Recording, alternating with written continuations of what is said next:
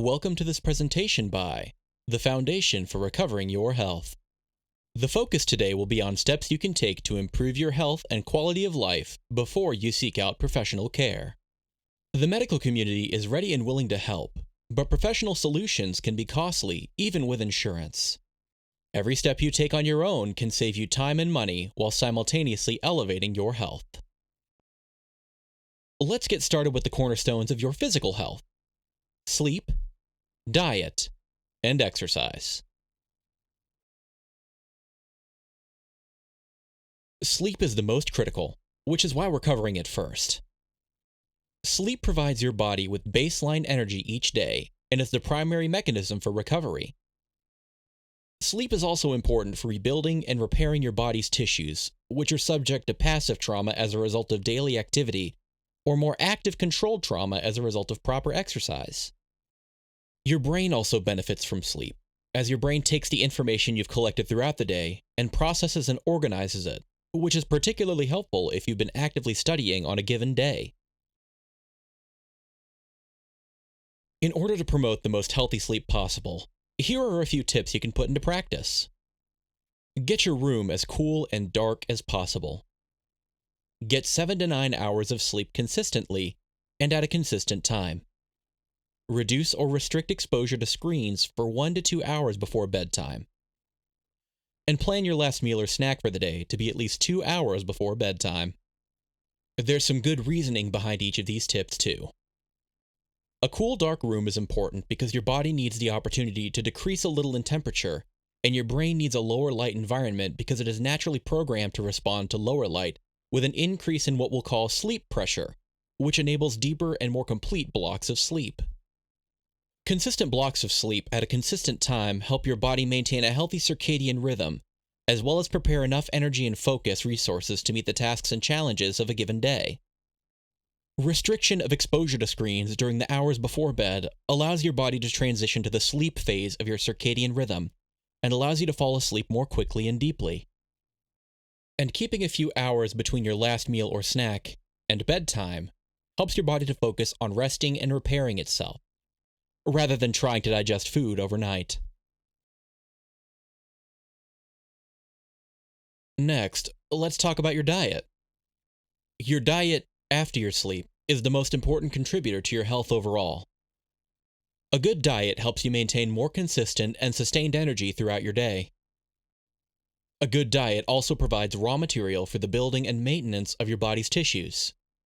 And a good diet is helpful for your mental and emotional health. Junk and low-quality foods have a subtractive effect on your mood and mental state. In order to design a healthy diet, here's a few tips to keep in mind. Get a general idea of a calorie count compatible with your ideal weight. Choose primarily whole, fresh foods with a focus on good quality protein and produce. Limit intake of sugar and nutritionally deficit carbs, so you can focus on fewer and nicer treats. And remember that your preferences matter. Let me elaborate a little on each tip. Some people do need a strict calorie count, but it's better to have an 80 to 90% sense of how much food makes up your ideal weight, as well as how many calories each of your meals and snacks costs. Paying attention to how your body feels after meals will help you develop an intuitive sense of how much you're eating and how much you really need. When designing your diet, using primarily fresh and good quality proteins and produce will allow you to meet your body's nutritional needs and overeat less on foods that aren't as great for you.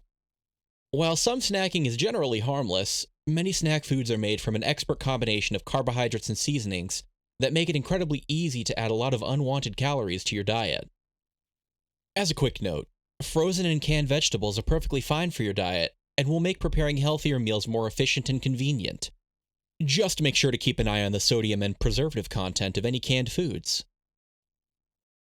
While your brain has a specific need for glucose for its fuel, it's really easy to overeat on sugars from sweets and popular snack foods.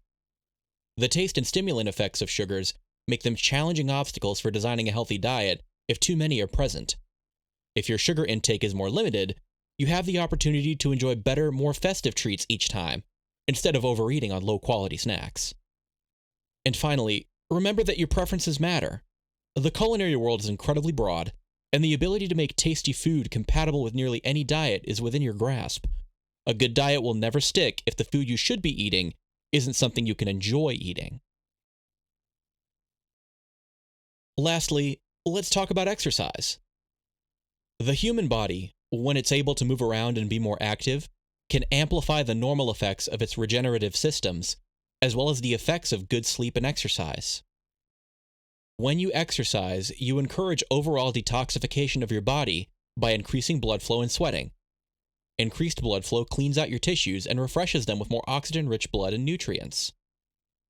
Exercising also subjects your body to controlled trauma, which your body responds to by strengthening your bones and muscles over time, helping you to be stronger and more resilient. Your cardiovascular health will also benefit from exercise by strengthening your heart and allowing it to work more efficiently. Any weight loss that occurs as a result of exercise will also help your heart perform its job with a lower pulse and at lower pressure. And finally, as we touched on briefly just before, the increased blood flow associated with exercise allows you to enrich your whole body with oxygen and fresh nutrients, while encouraging the cleaning out of metabolic waste through the increased blood flow. Here are some tips that may help you start and maintain an exercise habit. Just get started. Start as small as you need to and build intensity over time. Results are guaranteed, but not instant. And it will always hurt a little at first, but it will always get better if you stick with it. Let's talk a little more about each of these tips. First, remember that the hardest thing about doing anything will always be starting. One example of successful starting comes from the advice of Terry Crews, who encourages fitness newcomers to start by simply showing up to the gym at all and staying for about 10 minutes. Doing this builds the habit of being where you need to be, and then you can begin an exercise habit afterward. Never ever overload yourself when you first start out. Begin as small as you need to, and you can always build up more activity afterward. If all you can do is work on standing up for a continuous 5 minutes, that still counts as long as it's progress from where you are right now. Lift light, run light, endure just a little. Then build up to lifting heavy, running far, and enduring great weights. Remember that no one is great at the beginning. For the most common example of wanting to lift weights in order to enjoy large muscles, your gains may take about 3 months of persistent, consistent work to begin becoming visible. But those results will become visible and tangible as long as you stick to it. Lastly, getting stronger is always going to hurt a little starting out. Your muscles will be bogged down with micro tears and metabolic waste. Your core may be sore from the increased effort of breathing with your increased activity, and you may be disappointed by how little you feel like you've accomplished at your start. But that's not the end of the fitness experience. You may have to try a few things out first, but you'll come to enjoy the experience more, and you'll have tangible fitness accomplishments and benefits as long as you stay consistent and maintain effort, even if it's just a little bit at a time.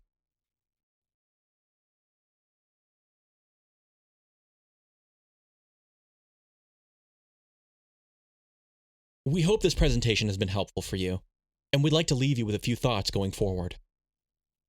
Remember that healthy habits are a long-term investment, and undoing the effects of bad habits can take a little while. Be patient with yourself. Anytime you try something new, make sure you try it long enough to be sure that any discomfort is from being new at it, not because you really and truly hate the activity. If something feels wrong, there's a high likelihood that something is wrong. Don't make urgent changes too late. Remember that your physical health will contribute to your mental and emotional health, but there may be issues worth addressing through professional counseling and therapy, and through practicing healthy relationships. Remember that if you're unsure about anything, ask an expert, whether that's someone who's further along than you in your fitness journey, or a medical professional if you have any concerns. And finally, if you do what you've always done, you'll get what you've always gotten. Make no change, get no change. Let's change for the better. Thanks for spending a little bit of time with us today. And have a happy, healthy life.